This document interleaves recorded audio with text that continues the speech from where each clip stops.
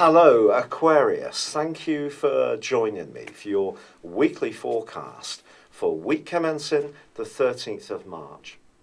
At the very start of this year, I told you that Uranus, your modern ruler, and Saturn, your traditional ruler, were going to forge an alliance which was going to go on for the first half of the year. This gives you and I the opportunity to grow our situations in a step-by-step and progressive way. Of course, Jupiter has been feeding into these two as well.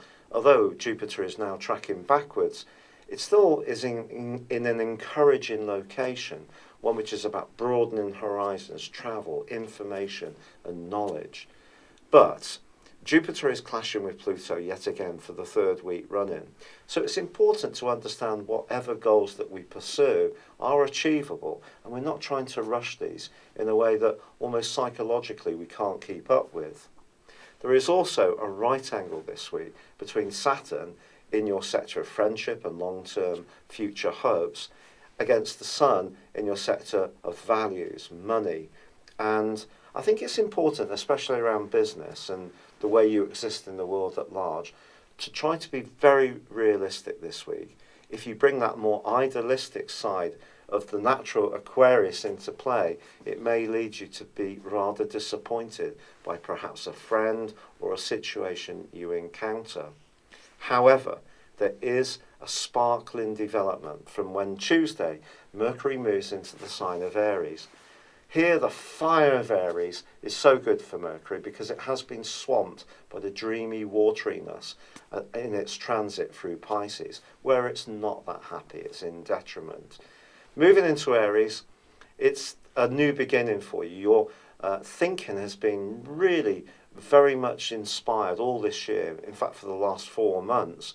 And Mercury moving into this area is just going to bring in extra animation and dynamism to the way you express your ideas and yourself. It's also connecting with the beautiful vibe of Venus in the last couple of days of this week, pointing towards a very significant conversation which could occur. Now, this may be in a romantic context. It may be that you're just going to have a meeting of minds or an attraction to someone around a hobby or interest where you really can gain a lot from the mutual sharing that you both have. This week also sees a couple of semi-sextiles, with Venus forging a nice link to Neptune, suggesting that some subtlety around anyone that you're attracted to and how you express yourself is to be welcomed. And Mercury also forges a great link to the newly established Mars in your fourth solar house. Mars is going to be here for the next 6 weeks. So if you do think about changing where you live or moving altogether, be it from a decorative viewpoint or perhaps even moving your mode of operation in terms of your work into your home space, it's going to be a busy time. Mars in this location requires us to be a bit patient. We can't force the pace too much. But by the end of this week, I do feel that you're going to really get a sense of excitement mounting because the Sun is moving nearer and nearer to exiting Pisces and moving on Monday into the sign of Aries. Now, this is the beginning of the astral year for us all. And for you, I just feel that the pace of life is really going to start to shift up the gears.